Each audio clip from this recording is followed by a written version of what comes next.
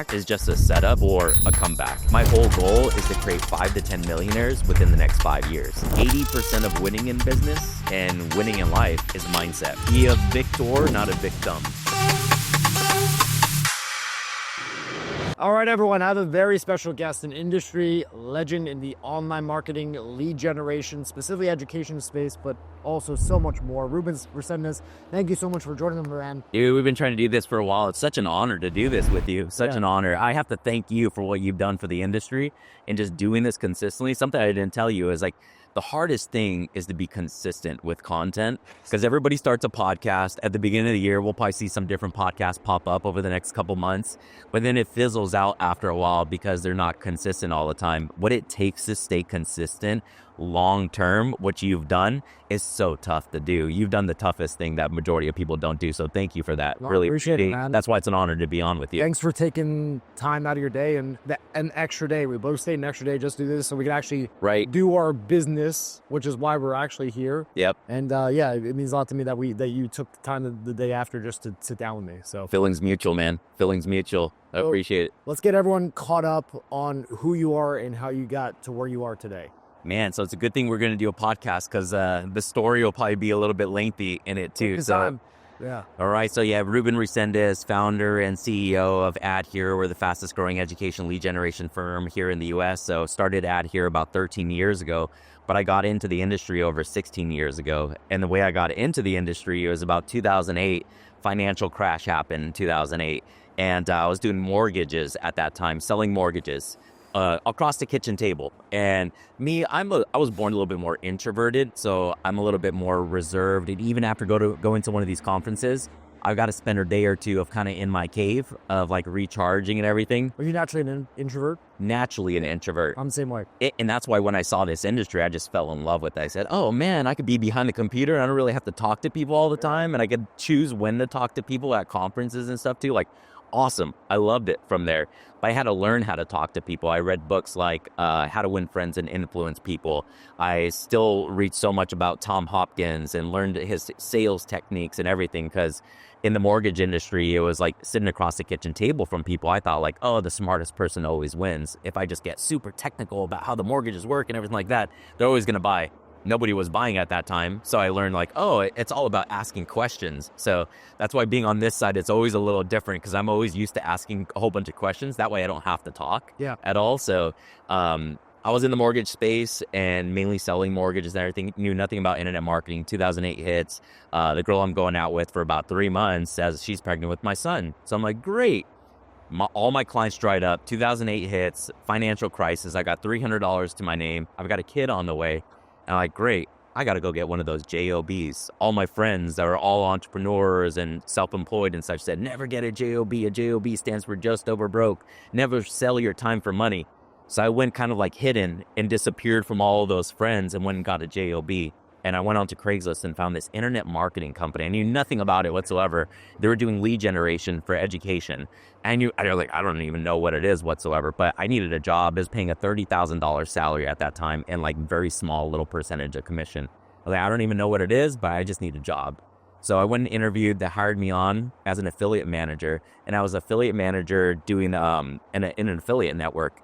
And it was education lead generation was the main product, but we're also selling like, at that time, Nutra was huge. So like resveratrol was really big. The colon cleansers were really, really big. Acai berry rebills were super big. Everybody was making a ton of money on that.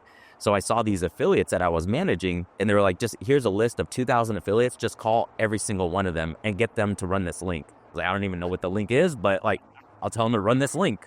So I call them and every time I call these affiliates, they were always traveling all the time. And I was like, one of the top guys that we're sending a $250,000 check to every single month. He's like, hey, just send me the link. I'll implement it. And I'm on the way to South America right now. I was like, okay, cool. Like quick 5-minute call, like send him the link. And then he gets the link and he runs it. And I was like, damn, we just sent this guy another $250,000 check at the end this month.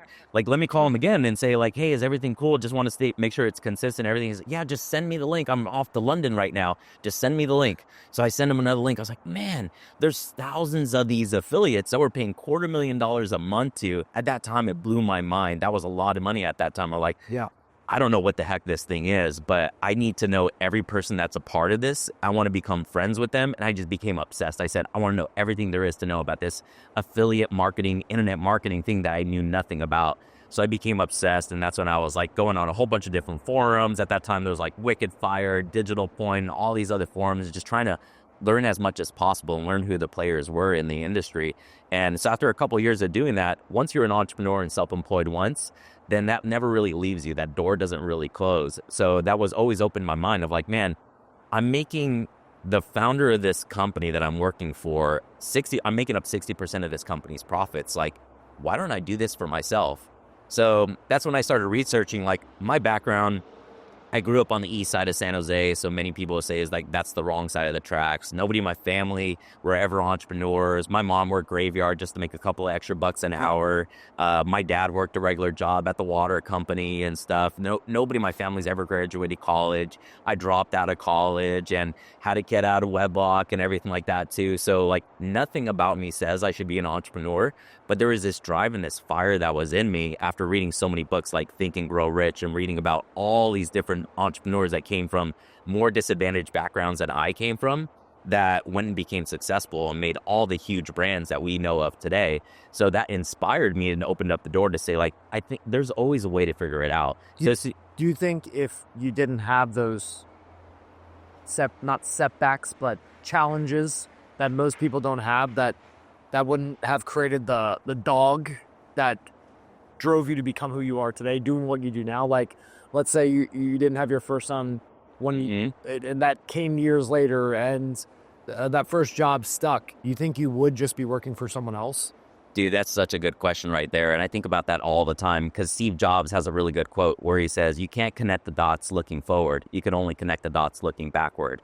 And when I look backward at it, I'm so glad I grew up on the east side of San Jose. I'm so glad I grew up in a family that wasn't entrepreneurial, that never built a business whatsoever. I'm so glad that I dropped out of college. I'm so glad that I had my son, because now people can look at me to say, if this freaking idiot can do something with his life, like I think anybody could. And that's my whole entire mission now, is just to inspire others to elevate their lives. Because I was that kid in high school that I didn't see any entrepreneurs. I didn't see business owners. The most successful person that I saw was the drug dealer on my block. That was like, oh, that's the most successful person. Like, that's a bad person. So I had to even retune my mind to think making money is bad, that you have to be a bad person to make money. I had to have a better relationship with money too, to say you can be a good person and still make big money too and do great things with it too. So the thing that scares me the most, John, is raising kids and knowing that they have a way better life. And I've worked so that way they don't have to struggle the way that I struggled. And I'm scared that I'm taking that away from them, because that struggle has so much value. 100%. It created so much grit inside of me, and that hunger still is there too. Like, I'm still so scared of going broke again. So I operate every single day. Amazing. That's your gift, right? 100%. 100%. Like, it motivates me so much that I keep, as I was building this business of ad here, I grew up with no money whatsoever. So at that job that I was working at, I eventually got myself fired, and I was working on ad here when I would get home after 6 p.m. and I would go until like 2 a.m. I would put my son to sleep at like 7 or 8 and then work until 2 a.m. trying to build websites, trying to teach myself graphic design, teaching myself video editing, teaching myself how to build WordPress sites, how to build landing pages and everything, teaching myself legalese and looking through agreements and contracts and everything, all the way till 2 a.m. I'll wake up 4 hours later and do it all over again. Question: how do you instill that challenge into your kids who have everything? Yeah. Right? The way that I do it now is by taking them into environments where they could see what the other side looks like. So we do a lot of charitable giving. My wife and I started a nonprofit, which is called the Ad Here Foundation. And we give to many different charitable contributions. But like, one thing is about giving money, but what's even more valuable is giving our time. Yep. So we go and volunteer with like the Big Brothers and Big Sisters of America. My wife is on the board with the Big Brothers and Big Sisters of America. So we show them what the other side looks like. So that way they could see, hey, here's the other extreme. And then they get to hear stories. The best thing I love about the pandemic is that we used to be all in just Silicon Valley in the office. So my kids never saw me working at all. They just saw like, oh, This just comes and we just get to do vacations and just get to do whatever we do. So now they actually get to see me working because now our whole entire team's remote. So I've got the office there at the house so they could, like, he's on calls all the time and he's talking this and he's saying this. And now they're picking up on that. So they realize, oh, there's a lot of work that's involved to do what we do. So especially with kids and even with team members, they're not going to do what you say. They're going to do what you do. So they're always going to watch what you do. So even coming over here right now, our team members dropped me off and I said, hey, I think you guys got to get on some podcasts too, because we got to get everybody doing that. So the more that I do podcasts with people, I could say, like, I think you guys got to start getting onto there too. We think by that example, 100%. So that trickles down not just on your company, but in your, obviously your life and your kids and whole life. And I think it revolves around your whole life. I think everybody always says, well, how do you always do work-life balance? And I was telling somebody yesterday, I was like, well, there's no work-life balance at all. I think anybody who believes in work-life balance is just being delusional, because I believe in just being extreme with each one. So let's go extreme family time. Let's be extreme business time. When it's business time, let's go extreme. But once I'm with my kids, I want to be extreme kids time, where like I'm putting the business aside and making sure there's systems and processes where I don't have to worry about the business and I could just be with them mentally, be with my wife mentally there too. So that way there's no distractions whatsoever. I want to be extreme in both. And when I'm with just business, it's straight just business. I know the family stuff is taken care of, but once the business is off, let's go and be extreme family time. So everybody always says work-life balance, but I don't really believe in work-life balance. I believe it's all one big intertwined collage of doing life, right? Yeah, and it's just about doing life, where especially I love our industry because I could bring my wife here and we could go and do a Florida trip together too. So I'm spending time with my wife, plus we get business done too. I've had dinners with so many different friends where they bring their wives and I bring our wives too. Our friend David Stottlelock too, his wife is awesome and my wife gets along too. So that's the cool thing about our industry, is like the mindset is always of growth all the time. So there's always a connection, like right away. And I love that. I don't know if there's like that, anything like that in any other industry. So yeah. So you were working for that network. What led you started building out here overnight? Yep. Where did it go? What year was this? And then fast forward like to where that took us to today, that like maybe 10-year stretch. So it was about 2010 when I started waking up to say like, okay, I need to figure out how to do this for myself. And then spent that whole entire year and a half, just like going through the motions of building it after work, during lunch, trying to get clients during lunch, doing it after work and everything too. Spent about a year and a half, 2 years doing that, and eventually got myself fired because they were like, oh yeah, this guy isn't as focused as he was before. He's not putting up the numbers like he was before. We need to let him go. It was the best thing that happened to me. At that time, it wasn't the best thing that happened to me because I still needed that paycheck. I wasn't making money with that here. He was only maybe like 4 years old at that time. So I was still learning how to be a father, raising him and everything too at that time. You're so young. Yeah. And also the whole thing is my son's mom and I also split during that time too. So it was like, okay, I'm a single dad raising him and trying to build a business at the same time too. And then plus trying to balance this whole 9-to-5 thing. So eventually something had to give. So the 9-to-5 had to give. Yeah. So I was like, okay, this is an opportunity. Like my son was born for a reason to point me in this direction. And when I look back and try to connect the dots backwards at that moment, I said, he was born for a reason. I met his mom for a reason. And it landed me in this job where I found my passion of what I said I wanted to do for the rest of my life.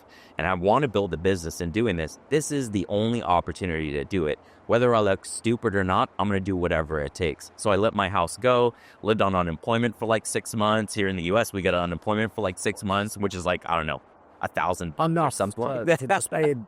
Minimum, but it wasn't paying a mortgage though. Yeah. So let my house go, moved back in my early 30s with my parents. I felt so embarrassed. I was living in my old room with my old posters still up and everything too on the east side of San Jose with my parents cooking dinner and everything. I'm like, this is so embarrassing. But it probably motivated the hell out of you. Oh, 100% did.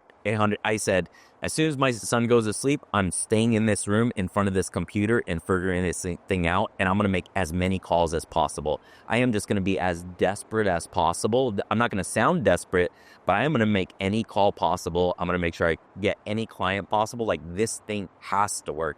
It wasn't like, I want it to work. It'd be cool if it would work. Burn the boats, baby. It has to work. Then that's what it was. Plan B became plan A, and there was no plan B anymore. And I got tempted with some plan Bs of like other people in the industry. Money, 100%. small opportunities. Yep. That They're like, give you security, right? And I needed that at that time of some of the offers that I got of like, they're going to pay me 6 figures and everything. And I'm over here broke, living on unemployment. I was like, I need that. And my son needs that. But my son was born for a reason to point me in this direction. If not now, then when? I'm not getting any younger. Yeah. If it's not going to happen now, then I have to do it. I talk to a lot of guys because I'm at still like almost like crossroads in some of my big decision, my next move decisions, and some of those decisions, the options I have multiple focuses. Some of it are single focus. I've talked to a lot of very high level publishers, advertisers, network owners, and I get different answers. Some say multiple, you can focus on multiple things and achieve success. Look at me. Others say single focus is the only way. And so when you were building out here, you were in that squeeze, right? Where did you take some of those opportunities just to get by, to keep some money coming in as you kept your focus? You know, I thank God every day that I was about to take one of those opportunities. And in one of those opportunities, they said, you would have to shut down ad here if you take one of these opportunities. And I said, man, I can't shut down ad here. Like, this is the only moment where I could build this. And I said, oh, sorry, I can't do that. Like, thank goodness that I had the foresight to say, no, I'm going to build this thing. I've already sacrificed enough. I've already let my house go. Like, my son, he's going to be old enough to know who his dad is at some point too. And I want him to know that his dad did his best, that he wasn't just average and ordinary, that he was the extra and extraordinary. And all the books that I was reading in the YouTubes, and I was feeding myself with all these positive thoughts and positive books and positive audiobooks, positive YouTube all the time.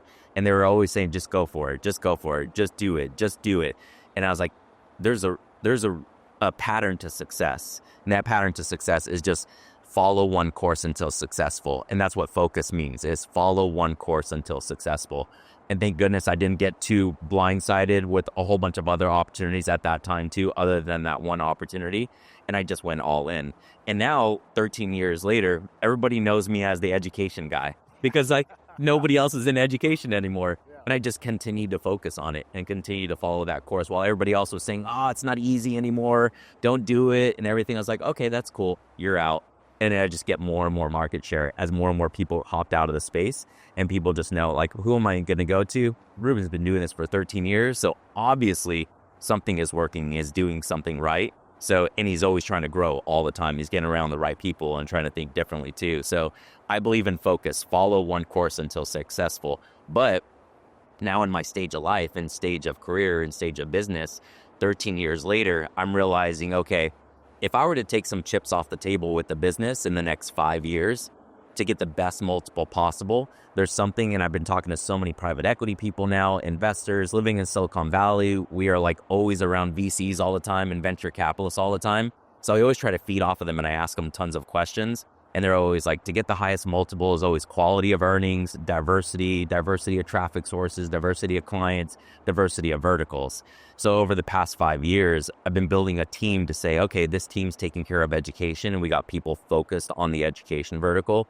Now I can go and play around a little bit and say, what I did in education, I can go and duplicate that into other verticals, auto insurance, health insurance, as you build the insurance. Infrastructure to support that. That's right. 100%. But not everybody does that where they are willing to make that investment to build that infrastructure. A lot of affiliates and affiliate friends are good with just a lifestyle business, stuff like that. A lot of money as 100%. A solo guy, and you can have the freedom to travel, your schedule, limited responsibility beyond that clicking conversion. That's right. It's incredible. This didn't exist 10, 15 years ago, how it does now, you know? Yeah, and it seems so odd, like 10 or 15 years ago. Like you would hear about it in the 4-hour work week or something like that. You're like, oh, Tim Ferriss, 4-hour work week. Like, why would I not work, right? It's so stupid. But now it's just normal. It's like, I feel like everybody does it now.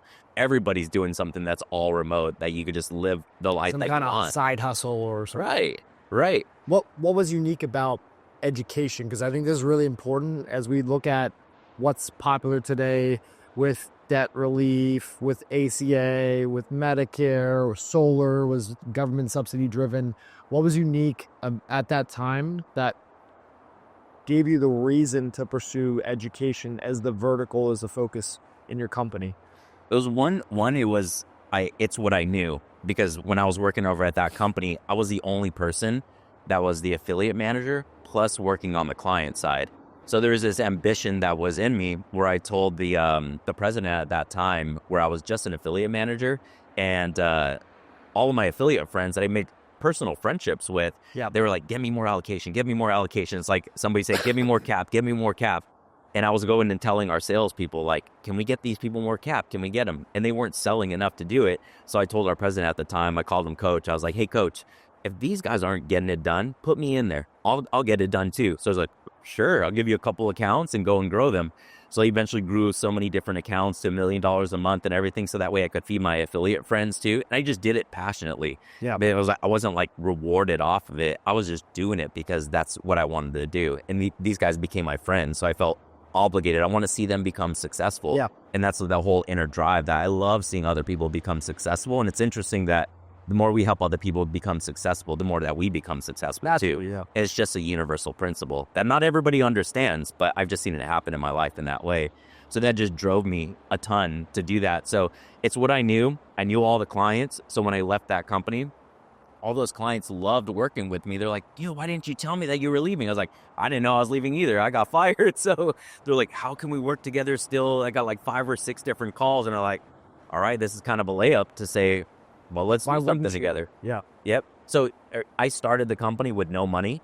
I didn't get any investors. I didn't know about loans or anything like that. I just knew I needed to make a company that made money. So I was like, okay, I got clients. I got my affiliate friends that have money and they know how to buy media. Why don't I just bring these clients in and then make a little bit of a percentage off the top and then pay my affiliate friends? And I worked with our affiliate friends. I was like, hey, I'm starting this thing. They're like, yeah, whatever you need, I got you. Just make sure when you get paid, you go and pay me. I was like, absolutely. So I had to make sure I got paid from those clients so I can go and pay my friends. And that's when I was like, all right, if these people don't pay me, I'm going to knock on their door. I'm going to call them every single day and every single morning, because even though at that time it was only a couple $1,000s, it was still a lot of money. At that time, it was everything for you. It was everything in the very, very beginning. And then plus I'm on the hook with my affiliate friends. Like, these are my friends. Like, they're taking the risk with their own money to support you and obviously make money in the process, right? And that's my character too. And then that's my brand as well. Like, I wouldn't want to deteriorate that brand whatsoever. So like, it's so key. And there was a couple of people who didn't go and pay me. And like, I was over there, like, I didn't know how to take legal action or anything like that. And I didn't even have money to go and take legal action whatsoever. So it's crazy that there's some people in our industry that still operate like that, where they're like, oh yeah, we're not going to pay you. And they think like a couple $100,000 is nothing to somebody else. Like, especially when somebody's just starting out, you never know what situation people are in whatsoever. And when there's scammers out there in the industry that go and not pay some of our friends, we're like, are you serious that you still operate like that? What I always know is that they're going to get taken care of. If they don't feel some kind of, whatever you want to call it, karma or something in their soul of like, I did something wrong, like, that's going to hang over the head for the rest of their life if they don't make it good. And what I have found, when you wrong somebody, there's things that happen to you in life that like God, the universe, the creator of the universe, like, takes care of those people at some point, whether it's some kind of sickness or disease that they get. I've seen this happen so many times, or like their life gets destroyed, their marriage gets destroyed, their relationships get destroyed. It may not be money, but like when they have wronged somebody and done something wrong, something happens in their life that makes them go downhill until they make it right whatsoever. So it's crazy that there's some people in our industry that still operate like that. So yeah, I think that's why I went into the EDU industry. And then plus it was 2008 where everybody was getting laid off too. So everybody was losing their jobs in the financial crisis. So everybody was going back to school. So all these schools had massive admissions reps that were just like churning out leads left and right. And then eventually the government said, hey, we're funding all of these people to go back to school. we need to make sure they're actually graduating. So they started getting smarter to start like calculating the graduation rates, the start rates, the enrollment rates. And that's where a lot of people started filtering out and they started falling off. We see that in many different industries right now too, of like whether it be ACA or be insurance or health insurance, where the buyers and the clients are starting to get a little bit smarter of like, oh, okay, let me track these numbers. And you get people that filter out. Professional lifetime of the customer, more or less. That's right. But what's unique about education is were these grants or loans? Student loans, right? Yes, a little bit of both, because the grants don't cover the whole entire thing. You need a little bit of loans to cover the rest of it. It's paid by the government, right? Right. Yep. So it's guaranteed to the buyer, to the loan seller, originator, and they're unforgivable soon, right? So it's like this interesting combination it's very unique in that way. It is. Like when I first came in this industry, the second or third offer I started running was Camp Lejeune. Oh, yeah. And Camp Lejeune was similar because it was the first time the government had ever taken full responsibility and promised payment, like no questions asked, to these veterans that became sick because of contaminated water at a military base. So it was the same kind of thing. It was like a guaranteed payment. Yep. Right? Versus like debt consolidation, which there's attrition, like people enroll in like a debt relief, debt consolidation program, but if they stop making payments, the whole thing just collapses. So, it's all on them. No government help at that point. Exactly. Yep. So how has student loan evolved over the last decade, 2025 now, since it's over 10 years since you've been doing this? What kept you in it? If the opportunity truly shrunk, or some of the sexiness about it for advertisers, affiliates went away, how did you stick in it and build something so successful? You know what was exciting is once I started learning how to media buy myself, and I learned about Facebook marketing. I learned from guys like Tim Bird, and like at that time there was another guy, Charles No, that like I went to their mastermind. All these guys, yeah. I think I paid like 10 grand to go to Charles No. At that time, that was a lot of money for me. And it was actually out here in Florida. And once I came back home, I said, shoot, like I learned all this stuff. I really have to do it now. Yeah. I really have to like buy media myself and learn how to do it. And that was exciting because like all of my friends that were in every other industry, Nutra and everything, they knew about Facebook marketing and they were making a killing on Facebook marketing. But nobody else that was in the education lead generation industry was doing anything on Facebook whatsoever. It was very rare. So I said, we're going to pop out and be that rare person. And it just so happened, like with Facebook, we learned how to generate 2 to 3 times higher enrollment rates and start rates than the average of all these schools saw. So all of our schools are like, I don't know what you guys are doing and how you guys are able to do it. And you guys are able to scale it up. Like, we're just going to keep on giving you more and more allocation, keep on giving it to you more and more. And then we went to another school and said, this is what we're doing. Here's the results. And we showed them results. And then they give us more too. And we started growing. So they wanted to work with more and more, or they wanted to work with us even more because we're doing social media marketing that nobody was doing social for EDU at that time. So it seemed new, and none of the schools knew how to do it themselves either. So we had like our own little niche at that point. Now social media marketing is like everybody does it. And it's like it has to be part of a portfolio right there. But that's what kept me in it, because we kept on getting more and more schools that we introduced to new traffic source, and we're getting 4 times the results that everybody else weren't getting at that time. So looking back, what was more important, the human relationships from the buyers or the media buying? You know, it's both actually. So it starts with the human relationship with the buyer, because that's where it all starts. I got to know what they want, and I want to know how could I get them what they want. And then once I make a promise to say, I'm going to get you what you want, then I have to go to work to actually deliver on that. And that's where the other side of like the media buying and figuring all that stuff out, and the motivation really comes in to say, all right, I've built such great relationships with my clients and my buyers where like I know their kids' names, I know their birthdays, I know their wife's names and everything, that it's a human relationship type of sport where, and I tell my team this all the time, that for the first 15 or 20 minutes of a call, it's about building rapport, but being genuinely interested in other people. So I want to know about their family life. I want to know more about them rather than it just being transactional. Say, hey, give me allocation, give me money, and then I'll talk to you next month to go and get more money. I want to have a relationship where I know it's a long-term relationship, and I want to know more about that person. And I think that's where my mindset has evolved in business too over the past probably like, I don't know, 8 or 9 years, where it's more of human interaction. How can I help other people get to where they want to go? And eventually I'll get to where I want to go. That's where my fulfillment comes from. So the more I can learn about other people and help them, even though they're clients and they're buyers, I know they're dealing with challenges just like every single person that's walking this earth is dealing with a challenge. Right. So I'm not going to pretend like that they're not dealing with the challenge, because I'm dealing with the challenge too. Every single person's dealing with some kind of challenge that you know nothing about. But in those 30 minutes that I'm going to have with a call or with an interaction with one of our buyers, I'm going to make sure that they step out of that conversation and say, I feel a lot better about myself because of that conversation that I had with Ruben. And now it's about duplicating that onto our team to say, every time you talk to one of our clients, make sure that they are better off after they connected with you than they were before they connected with you. Not just the first time, not just the second time, Every time. but every single time. Why do you think so many publishers and affiliates, especially as they come in, they're so focused on the money, which is definitely a part of the equation. That's why ultimately, like, this wouldn't work without it, right? But so many don't think about the latter with the relationship. And from my experience, I've only been doing this 2.5 years. It creates this race to the bottom, like we've seen with ACA, where it became about the layers of brokering, the lowest payouts, which drives the lowest quality, which incentivizes poor behavior with like aggressive angles to get the economics and the arbitrage to line. Like, why do you think this on the publisher affiliate side? Because you've played the buyer, the operator, you've bought the media. Why do you think so many publishers and affiliates don't focus on that relationship?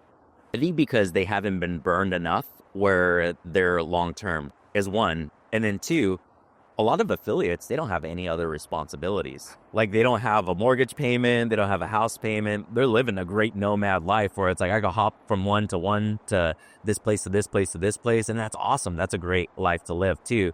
But then that kind of comes out in business too, where like, I can hop from that client to that buyer, and then that buyer gets burned. They say, I don't have quality. I'll go to the next one. I'll go to the next one and the next one. But it's interesting, once you have some responsibilities, like you got a wife to take care of, you got a mortgage to pay, you got a house to pay, you got kids to take care of too. Now you're thinking like, man, I'm on the hook with these people for the long term. So I got to build a long-term business, and long-term businesses start with long-term relationships. And long-term relationships, it's a people business there, and then you deliver the product after that.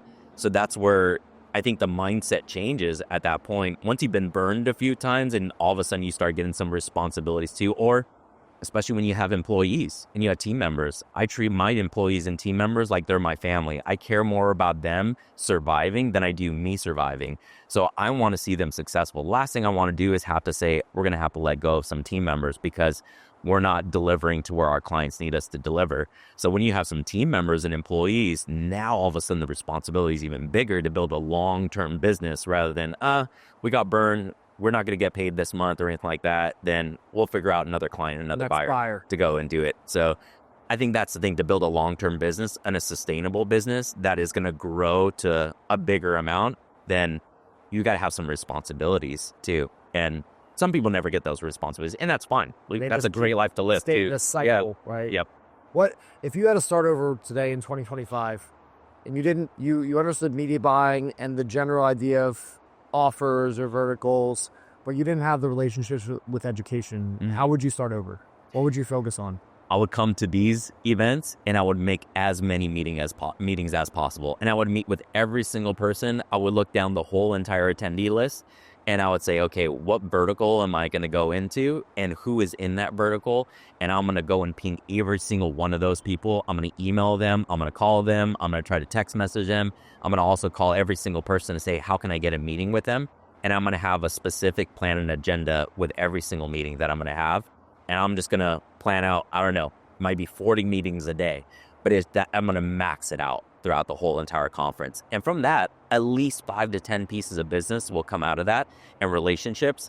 And I'm always going to ask them, what should I know? What should I know? I'm going to ask them tons of questions of like, what angles work in that vertical? What should I do? Who should I talk to? Who's a media buyer? And then I would go and find media buyers and say like, how do you make this work? Who's successful in it? That's the best thing about our industry. I feel that it's evolved, especially over the past probably about 5 years, that more people are open to sharing. They're not scared of competition. I'm like, oh no, I'm not going to tell you what's working, whatsoever. Like, more and more people are open to sharing what's working and sharing how they do those things too. I would even attend masterminds as well. And I would find, even if I didn't have the money to attend the mastermind, I would try to find the owner of the mastermind and say, hey, I don't have any cash to pay for this mastermind, but if you get me into that mastermind, I'm going to make X amount over the next 3 months and I'm going to pay you back. I'll make some kind of promise to put myself on the hook to say, I've got to make this thing happen for it too. So that's what I would do if I were to start over today. Let's go back one step though. How would you decide on the vertical? Because I've because of this YouTube channel, I've met a ton of upcoming affiliates or guys moving from social media marketing or e-commerce into this space. One of the most common questions I get asked is like, what's the hot offer? How would you make that decision on what to actually focus on? I've been in that for the past like year and a half, 2 years, where I've started to open my mind more of like, we need to get into another vertical. We need to diversify verticals like EDU. It's scaling, it's growing, it's systematized. We have processes, we have executives in place to handle that. We need to go and grow another vertical. So when I come to these conferences, that's what I'm always listening to. Like I'm always like asking questions of like, what are you hearing that's hot right now? Like what's the word that's going around this conference right now? And every single person I connect with, what's the word? What's everybody talking about? Is it ACA that they're talking about? Is it Medicare? Is it auto insurance? Is it health insurance? Is it life insurance? Are you hearing about final expense? Like what are you hearing right now? And then there's consistencies in that where I'm like, oh, auto insurance. What are people buying in auto insurance? What's like the potential in the first year? Oh, I heard this guy over here, he did 13 million his first year as a single affiliate. Like, wow, that's awesome. Yeah. And I go and talk to the next guy. Oh, this guy did over 25 million in his first year in just insurance. I'm like, all right, that's the hot one right there. That's hot right now. So the buzz, you just listen. And just continue to listen. And then now what I've been doing, there's publicly traded companies in our space. So I look at their quarterly earnings calls and I look at their P&Ls, and I've learned how to read P&Ls, and I've learned how to read their summaries where they will talk about what vertical is generating X amount of revenue. Interesting. And how profitable that revenue is. And I'll listen to how their CEO and their founder talks about those verticals. And I'll say, well, I know that publicly traded company does this other vertical, but they don't even mention that whatsoever on their calls. So that vertical must be their smallest vertical. So everything that they're talking about right now, they want to buy more of that. So I listen to, there's like Media Alpha has their publicly traded calls, Fluent has their publicly traded calls, Select Quote has their publicly, there's so many of them in our industry. So I start listening to those every quarter of like, oh, that's hot right now. Quinn Street has their publicly traded calls like, oh, credit is really big. What kind of credit? Oh, personal loans is pretty big. How much revenue is that generating? Let me go and see if I could find an affiliate manager over there at Quinn Street, and maybe I could ask them questions of like, what's your top affiliate generating right now? And they're like, oh, over 40 million. All right, that's an opportunity right there, right? So that's what I always listen to, like their quarterly earning calls all the time too, just to see like what's hot right now and what's growing in that way. So let's say you decided on the vertical, you have those meetings, you're fully booked out, you create those 5 opportunities. What I've found from my experience of doing this for a few years now is more often than not as a publisher, you start with 60% of the real payout from the end buyer, right? Yeah. So you can make it work, but you're already starting uphill, right? How would you create that competitive edge or competitive advantage to get a bigger CPA, better payout terms, everything good that comes with setting yourself up for the biggest opportunity to actually grow in a vertical? So the way that I started EDU, the whole process was 80% of our buyers were all aggregators. They were all brokers, like affiliate networks, pretty much. So we're running their offers, and I know they're taking at least 20 to 30% off the top. Yep. And if I'm able to make at least a 10% margin on there, I'm like, okay, there's some stuff that's here. So then that's when I start going deeper of like, who am I feeding on the other side? And how do I connect with those people that are on the other side? And what do those other people want on the other side? In that instance, it was all the schools on the other side of like, who do I know and how can I connect with those schools? And if I'm feeding them right now, and I'm feeding them through a broker, how do I just go direct with them? And then going direct with them, I get more feedback, I get more data from them, and a way better payout. And I start realizing what the real payout is. And that's when the margins go through the roof there. So as we get into other verticals, it's the same process that we've duplicated as like, oh, we'll go to an affiliate network. What's like the offer that's out there that's known to be the best converting offer that affiliates are doing pretty well with? Okay, we get into that offer. And as we make that offer work, a 10 or 15% margin, Like, okay, let's start building out our own offer, our own landing pages, our own funnels, our own organic pages, own brand and everything. So that way we can go and present that to the other guys that are on the middle end too. There's like the affiliate networks, then there's the aggregators that the affiliate networks work with, and then there's the direct carriers, the direct clients. So it's like a 3-step process where I'm going to work with the affiliate network first. It's very easy. They approve everybody and they just make it work, make it convert. Like you're paying for it as a publisher, right? And the payment terms are better too. Get more guaranteed payments, right. The margins just aren't as good from there. But I get so much learning from that. So that way, when I go to the aggregators, I look great. I already know what I'm talking about. But now I'm going to get more data, and now I'm going to get better payouts too. And then I work through those aggregators, and it's better payouts. And then I realize, oh, there's another level where there's direct carriers and there's direct clients that are actually the buyers at the end. And those are the buyers that care about lifetime value. So I start getting even better data. That actually matters. 100%. So I want to get as close. Exactly. Have you ever considered going even one layer deeper? I guess I don't know if it's the same in education, but like opening even like a sales for it and being like the end buyer or the processor.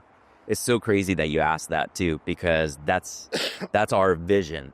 And that's our 5-year vision is sure, we go all those layers that I just talked about, but we go one layer better, because what I like about all the other verticals, except education, is that the only way we're going to get uncapped allocation in education is if we become our own school.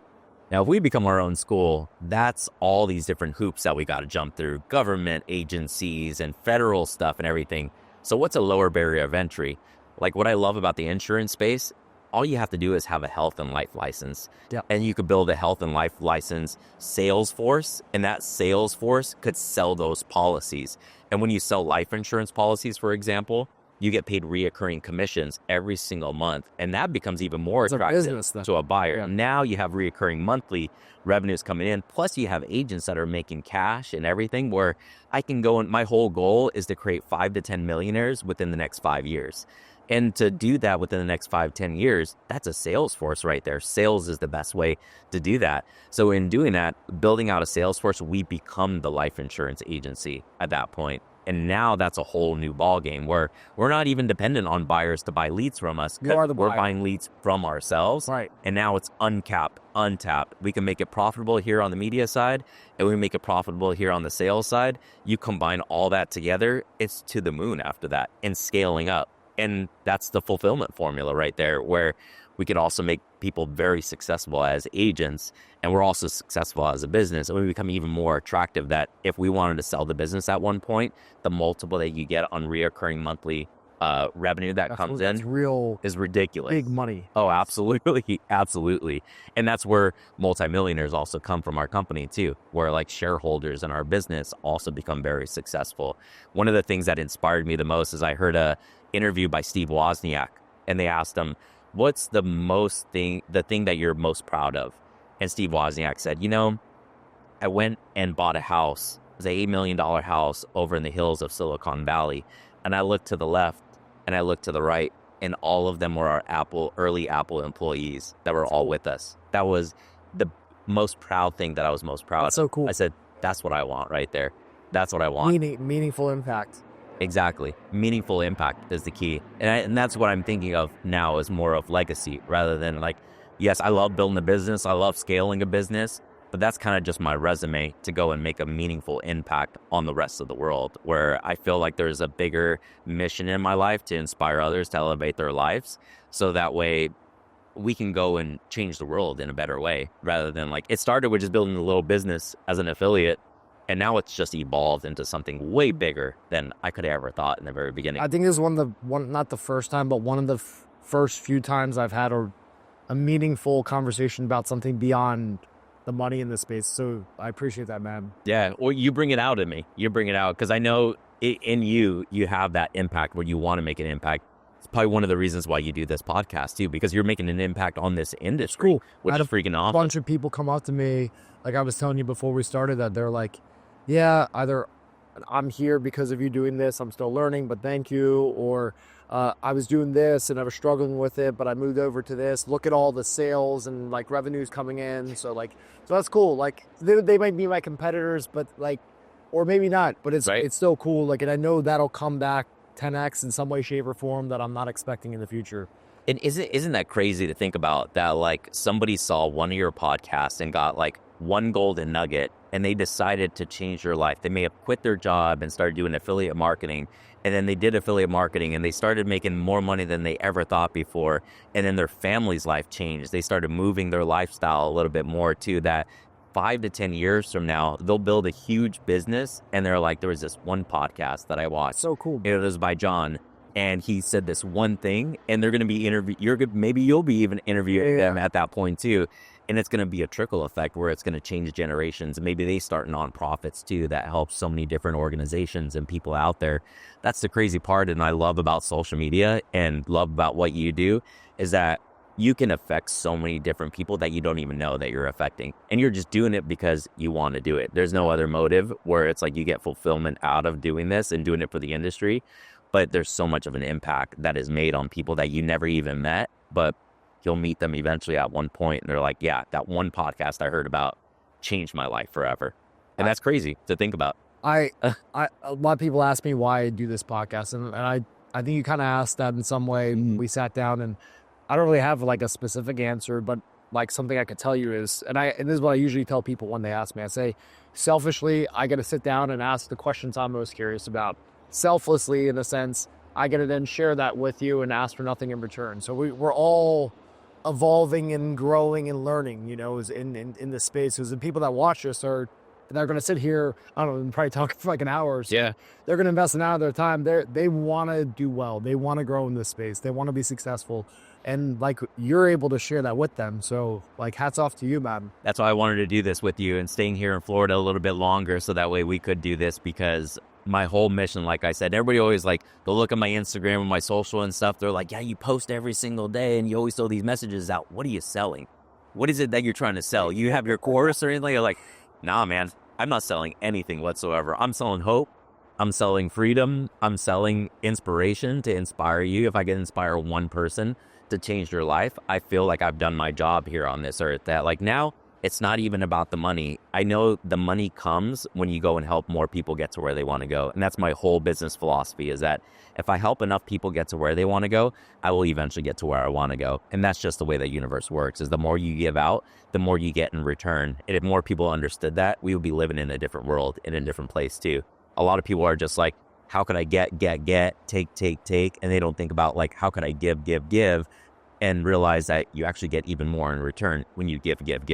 That's the crazy part about it. It's written in so many ancient books and stuff too about the tithing principle and giving and such too. So the more that you dive into personal development in so many of these books and start looking for patterns of success, you realize, oh, it's a giving principle, the giver's gain. That's the principle, where the more that you give without expecting anything in return, that's the most you get so much thing. more. That's it. Yeah. That's exactly it. Yeah, because so many people give with expecting things in return. And that's crazy how friendships start developing. Like as you start to reach success, there's so many different levels. Like the first level is like nobody sees you, and you want to be seen. You want to be known in the industry. You want to be known as doing somebody, but nobody sees you. So you got to do something. And then all of a sudden you do something and they're like, oh, you start getting laughed at. Like, oh, you're doing this little business. You feel stupid. That's funny. And you have to go through that critique phase. And then once you get through that critique phase and you're mentally tough enough to say you can continue to laugh, but you're just motivating right now to go to the next level, and you go to the next level of success, and then all of a sudden you have people that want to use your relationships. They want to use you. They want to use your time. They want to use your money. They want to use your brand. And you start getting those type of relationships. Then you start all of a sudden have to filter those people out. Like, what's your agenda? Yep. Why are you giving? Because you're expecting something in return. You need to feel it usually. It's like energy. 100%. And that's what I always train our team too, is like, that person on the other line, even though it was a Zoom call, they were saying everything that we want to hear, but there was just something that was there. Something was off. There's something that's off. You could feel that. And the more and more you do business, the more and more you run into people, you start feeling that gut feeling of like, yeah, there's something that's off. Senses. Yeah, that's exactly it. Yeah. You know what's a red flag for me too? When I meet someone like, let's say a publisher, right? And it's almost like they talk like there's nothing going wrong in their business and everything is like going right. That's right. That's the first red flag, because I have friends at all levels of success, and everyone's got, like what you were saying earlier, Right. everyone's got some kind of problem. That's right. Even if it's like their marriage is struggling. That's right. And their business is booming, something is not perfect. So whenever someone gives me that, my like wall goes up, man. I can't. That's right. I want to get out of that conversation as soon as possible. And that's the crazy part that most people don't understand is like most people will connect with your pain than they will with your success. And everybody wants to show their success all the time.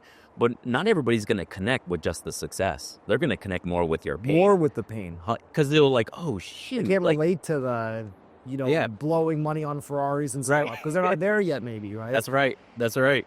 They want to hear like, dude, this guy struggled. Like, I built my company. I went on food stamps. I moved back in with my parents in my early 30s. My son and I in with my parents in my early 30s and just worked my butt off for like 2 to 3 years straight, not taking a paycheck whatsoever. Hired on a couple of my friends and made sure that they were paid before I was paid and before I even went and bought an apartment of my own. Yeah. But like during that whole process, I stayed mentally tough to say like, you know what? As I was broke and as I was on food stamps, what I was going to get at earlier too, in my wallet, I still have my food stamp card because that motivates me. That scaredness of like, I never want to go back to being broke again. I never want to go back to being on food stamps again. So I keep that food stamp card right behind my debit card. So I know every time I go reach for my debit card, if I'm going to buy something stupid, it's going to remind me like, all right, you need to start investing. You can't always buy something stupid all the time. Invest. And it reminds me of like, make the right choices all the time. That like it keeps me motivated to not go backwards whatsoever. But like I talk a lot about that so that way people would be inspired like, damn, I'm not even in that situation and I don't have to deal with any of that. My life is a lot better than I think that it is. I can go to the next level and I can go and build a business or build a life that I want at that point. More people will connect with that compared to like, oh, let me tell you about my trips and the watches and all the houses and stuff like that. Like that stuff, sure, it inspires some people, but like people want to know, how do I start? That's what people want to know. And those are people I love to talk to right there. So as you've leveled up over the years, you've created this extremely successful business. What's been, let's say, the last 5 years, so back as far as 2019, what's like been your biggest setback that you've experienced, and how'd you work through that? You know what's crazy is, so I'm learning kind of the hard way, is that with every new level, right before the new level, there's a bigger challenge that hits me every single time. Whether it's dealing with hiring on the wrong person, and giving the reins to that person of the business and having to let them go and dealing with culture challenges and everything and having them come and try to sue you too. And especially living in California, everybody's sue happy, like hiring on people in California and everything and learning so many lessons in doing that. But I learned every time something like that happens, I go to the next level and realize like, oh shoot, it's not as bad as it was. And then I deal with it multiple times after that too. And it's not as bad as it was. I'm like, okay, that's just another one. But once that hits that one time, then all of a sudden the business goes to another level. My life goes to another level at that point too. I'll tell you a story recently too, which is like a crazy, crazy story. So, we're dealing with TCPA stuff all the time. We have a call center, a 90-person call center. So we do outbound dials every day. We do 8,000 to 9,000 outbound dials every day. And we have legal teams, we have compliance teams and everything. All buttoned up, there's all of these sharks that are out there that are looking for blood. They're looking for any kind of hole that is poked out there. Leeches that are preying on them. We had one that tried to attack us, and man, I prayed about it every single day. And that hung over my head. Like this was going to be almost a class action lawsuit type of situation. And it was going in that direction and everything. I've spent hundreds of thousands of dollars on legal fees, fighting it for like a year and a half. And it's crazy how it works because I talk so much about like the giving principle and the tithing principle and such too. We're very big into our faith. My whole entire core values personally, my personal core values are faith, family, finances, fitness, and fun, which I call the 5 F's. And I practice them every single day in that priority. And the reason why faith is such a big one, because when you go through challenges like that, like I'm the CEO and the founder, so none of my team members, I don't want to have that culture where they're scared of like, shoot, we're dealing with this for the past year and a half and it could be a class action lawsuit and everything.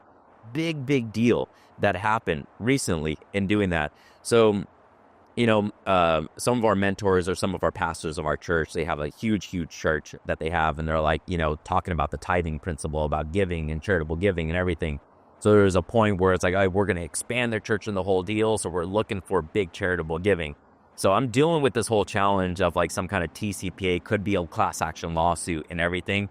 So I go and I'm like, all right, we shouldn't be making this charitable contribution, but I'm going to write a pretty big check to make a charitable contribution. I care about the community. I care about our church. I care about giving to the community. So we're just going to do it. We're a huge one, over 6 figures that we wrote. Just out of values and principle. Out of values and principles. Logically, it didn't make sense. Yeah. If I were to look at like it, especially our CFO, when I do some of these things, sometimes she's like, what did you do?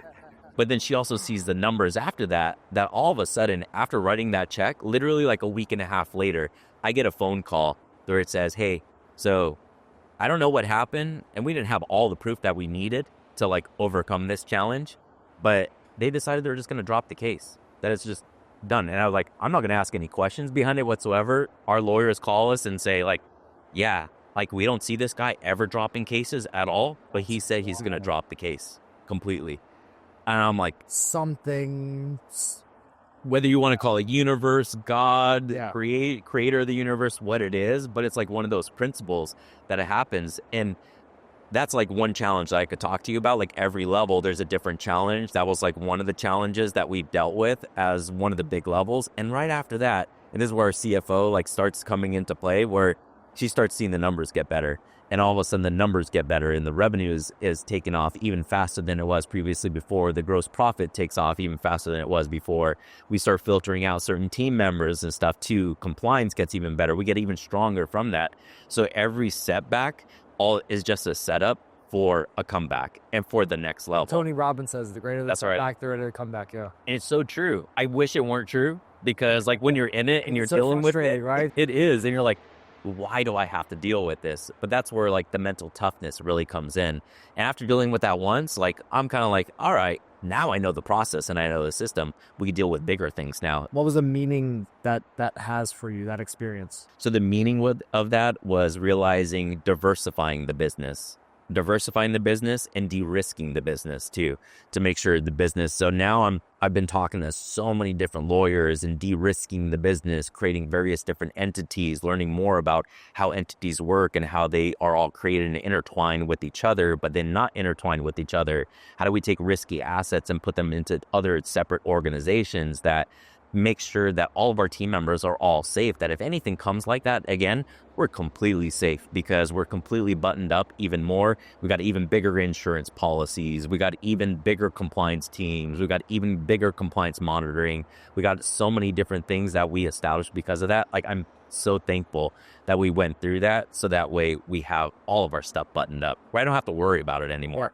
Now it's like, all right, there's some big investments that we made to do that, but I'm glad that we did it because it keeps us safe. I don't have to worry about like, shoot, we're going to get hit with something like Relatively speaking, it's a small cost. Looking 5 years from now, looking back. That's right. Because you might have lost everything if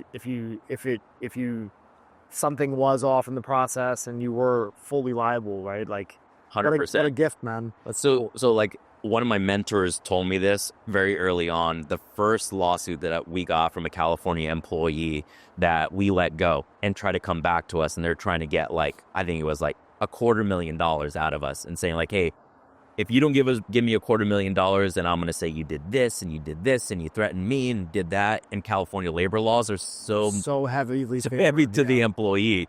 And I was so distraught about it. First time I ever dealt with that. It was a long time ago now. And my mentor said, Ruben, the best thing about having money is that you can make things go away. I know it's not right. I know what they're doing is not right. And what they're trying to do is not right. And I know you want to put them in their place. But your mind being at ease is a lot better than you stressing and fighting this for the next year and a half just to prove a point that you're right. So the best thing about having money, Ruben, is you can make it go away. Settle. Just write a check. Settle. Just settle it and write a check. They're gonna get theirs at some point. They know they're wrong. Back around for sure. Yeah. And for sure, like when I followed that person later on, they definitely got theirs later on too. Everything. 100%. So going through those challenges like that, there's so many different instances where like it seems like a devastating blow at that time. And then later on, you look back at it, I'm like, I'm so glad that I went through that. I'm so glad that I went on to food stamps, because if I didn't, growing up on the east side of San Jose with no money whatsoever, once I saw hundreds of millions of dollars coming through my bank account at that time, if I wouldn't have went broke, I wouldn't have respected it. And we wouldn't have the big reserves that we have today. And I wouldn't respect how to invest that money whatsoever. I probably would have spent it on stupid stuff, Lambos and houses and just stupid stuff, and probably would have went broke right away. Wouldn't have any money to give our team members whatsoever. So I'm so glad that I went broke, because I learned how to respect money. I learned how to respect a dollar. 100%. 100%. So tell me, we've been going on for a long time. This podcast has been awesome, man, but I still want to ask you a few questions. Tell me a little about your family, like how you spend your time outside of all this internet stuff. And tell us about you a little bit. Yeah. So like I said, so we have our business core values. Every business, I believe, should have core values. I didn't believe in core values for a business for a long time until we got together. We implemented the EOS system. So I read a book called Traction, implemented the EOS system, and they talk about having core values, how your core values runs your business. And originally I thought, like, this is stupid, like Stanford mumbo jumbo stuff. I live in Silicon Valley, so like Stanford, you hear stuff like this all the time. I run into it all the time, and I was like, this stuff doesn't work.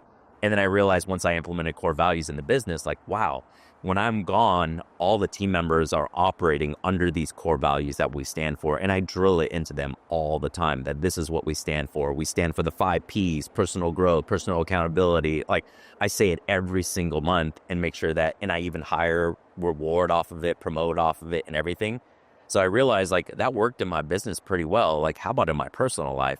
So I have my own core values in my personal life, which I call the 4 Fs, which is faith, family, finances, fitness, and fun. The 5 Fs actually in there. And I practice those every single day. So I think my faith life is what drives everything that we have. Like, anytime I go through a challenge, like, everybody feels alone when they go through a challenge. Like, the wife is not going to understand all the time. Like, the friends are not going to understand all the time. So who do you go to? That's where my faith kicks in, of like, there's a bigger creator of this universe that always knows and controls everything in our world, that I get into a relationship with that person every single day in the morning. And then my family is super important. When my family is good at home, then the business is good too. Yep. So like, I make sure I dedicate every single week. I spend on Sunday about 2 hours planning every single hour of my day for the whole entire week. So there's no white space in my calendar. A mentor told me one time, if you ever want to meet the devil, have some white space in your calendar. And that's true, because when we get alone with our thoughts start going into some negative directions. Sometimes we start getting fearful. We start thinking of like, oh, why am I worthy of that? We start thinking of all the wrong things, of everything that could go wrong when we're not busy and doing something productive. So I try not to have any white space in my calendar whatsoever. So I plan out my family time first, my faith time first, my family time, and then fitness is a big one too. Originally, I come from a family, or literally both sides of my family are obese. I'm averaging in my family for the past probably 10 years, like 1 to 2 family members that are passing away. And they always have excuses. It's not health reasons, it's something else, it's this and that. It's health reasons. Literally both sides of my family are obese. So that motivates me every single day to go to the gym and keep my fitness as a value. And that rubs off into my family too. And your business. And the business. And now I tell our team members, you don't want to see me if I don't go to the gym in the morning, because like I will get very anxious. I'll get like kind of like I won't be very happy, and I don't have that serotonin that's going through my brain that I get from the gym and doing fitness there too. So that's why I keep fitness as like one of my main priorities in life. So I schedule that in. I schedule my family time in, my faith time in, and my family time in. And then that's where I schedule the business stuff, which is the finance stuff and everything. And I make sure that's all scheduled into there. But I know I have to have some fun too. So I make sure I have my date nights at least once a week with my wife. I recently got married about in the last 2 years. So I'm realizing more about marriage, that like I got to stick to the date nights. We've got to stay on the same page. So that way we're always communicating all the time. And even though I see her all the time, every single day, you got to carve out that time, right? That's exactly it. Yeah. Because I think what I've realized in being around so many marriages, many of our friends now have been in marriages for like 30 years, 35 years, 25 years. And I always ask them so many questions of like, what makes a marriage successful? And it's always the same thing, is treating the marriage as the same way you treated when you were dating them.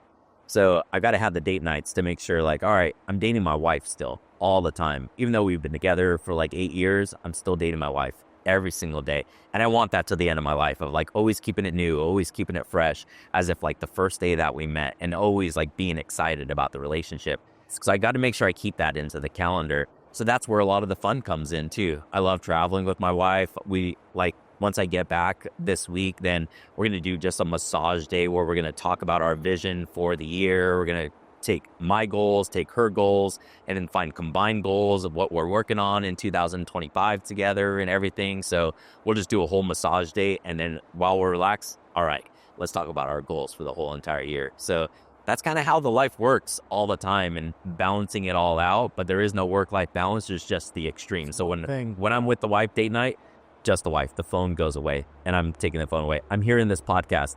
The phone is not going to come out. It's just going to be here with John. I'm just one-on-one with you and doing it. So that's kind of how the life looks. It's awesome. It's amazing what we get to do. We started our nonprofit foundation called the Ad Here Foundation, where we also sit on boards. I'm part of a board called the Network for Teaching Entrepreneurship. So that's where I want to talk to that high school student that was just like me, that thought like, oh, I've got to have this last name, or I've got to look like this person, or I've got to grow up in the right city or whatever, or the right family in order to be successful.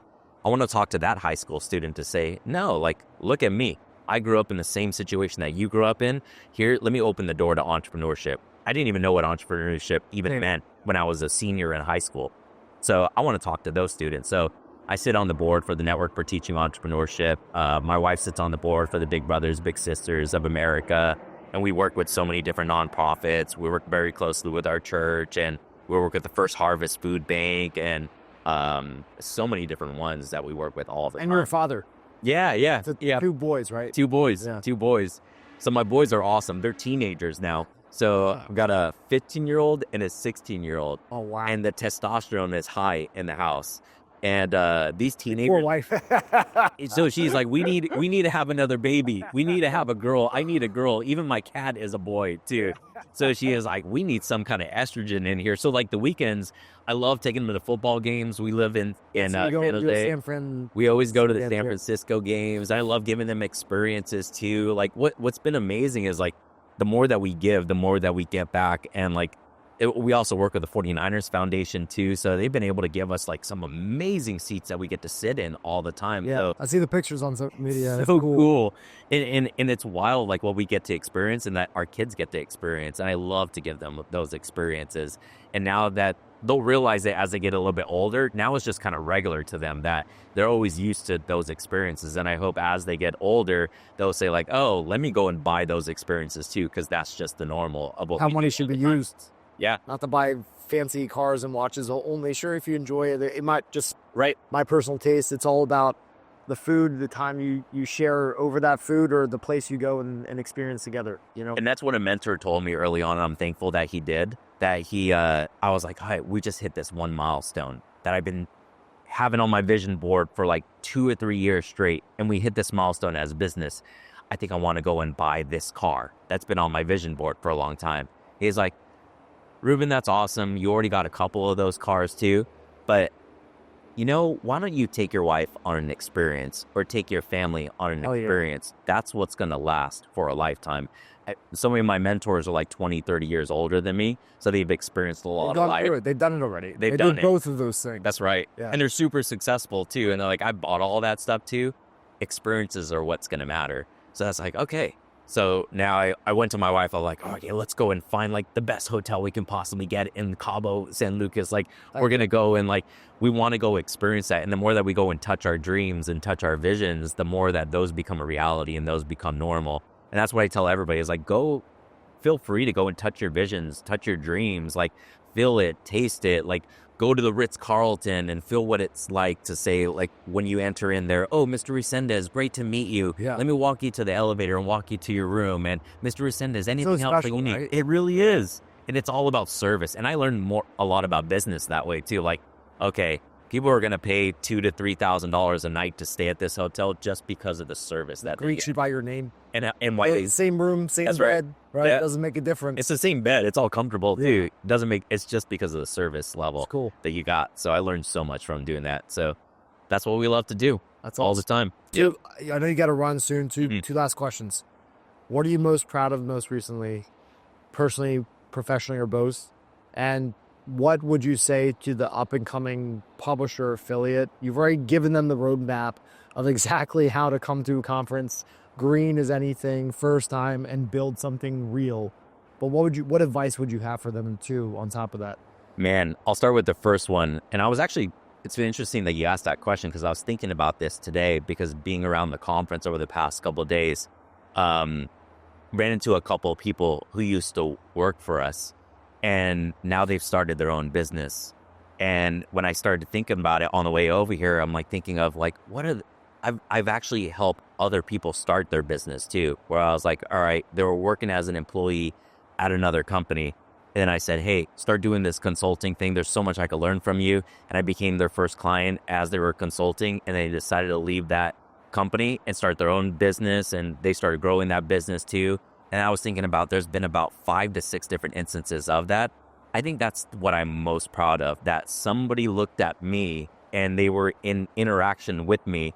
And the more they interacted with me, the more they felt, I can do this. I can do this. I can do this. And they went off and started their own consultancy or started their own business. And now they're doing their own thing and everything. And I know that it's all those principles that they kept on hearing me say every single day. They kept on hearing me. I do a 9 a.m. every single day, and I've done it for the past 5 years straight.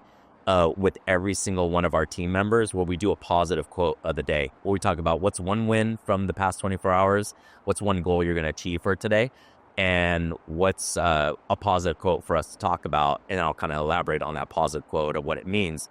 But a lot of team members will come to me and say, nobody's ever asked me to actually have a goal for my life for the day. Nobody's ever asked me like what positive thing has happened over the past 24 hours. Nobody's ever asked me what are my personal, professional, and financial goals over the next 1 year, 2 years, 3 years, 5 years. Nobody's ever asked me that. Yeah. Maybe back when I was in high school, but like 10 years later, nobody's ever asked me that.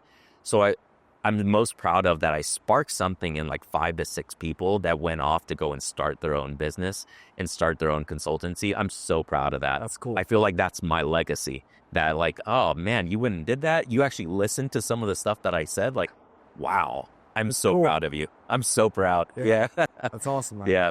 And what I would say to the up and comer, 80% of winning in business and winning in life is mindset. That getting the mind right and feeding our mind, that whether you hear it or not, because all you see is like the Instagram stories and the Instagram reels, and you see the highlight reels and everything. But all those that are successful have to feed themselves constantly with positivity, constantly being around the right people, constantly filtering out the wrong people out of their life, the wrong words that are coming into their ears, getting right with the words that they're saying too, because words are so powerful. That getting the mindset right, reading the right books, being around the right people is 80% of winning in business. The other 20% is what you're going to do every single day and putting in the work with no excuses whatsoever. And every challenge and every setback is a setup for a comeback and to go to a greater level. But most people will stop when they hit that challenge. So I know there's people hitting challenges right now. That's the best point for you to be at, because that's setting you up for the next level as long as you continue to push through that wall right there. What's a quote you live by? Last thing. That's a good one right there. What you are not changing, you are choosing. What you are not changing, you are choosing. Because that quote right there, it's like, okay, everything in life is created by our thoughts and our choices and our decisions. Being here right now has all been a decision that we have made at some point. Our conversation and what we're talking about have all been because of decisions that we made, of different things that we've put into our ears and different things that we put into our mind. So it's all a choice. Every single day is a choice. It's not becoming a victim. It's becoming a victor. That's another positive quote that I love, like living by right there, because so many people live life thinking that they're a victim of society. Oh, it's because of politics, because of the government, or because of this person doesn't want me when. They want to blame everything. There's always going to be something. It's easy and it's comfortable to live in. I was there at one point too. That's why I could relate to people where like, I thought, oh man, only the people with that last name are the people that win. Only the people that grew up in that environment are the ones that are successful. Like, I was thinking I was a victim because of where I grew up. Yeah. But when I look back at it, I'm actually a victor. Greatest thing That's that right. happened to you. Yeah. That's right. So be a victor, not a victim. That's a big quote right there too. But we could go on with so many different quotes on it. Thank you so much, Appreciate you, Matt. brother. I Absolutely. appreciate you. Let's bring it Definitely. up. Yes. Yes.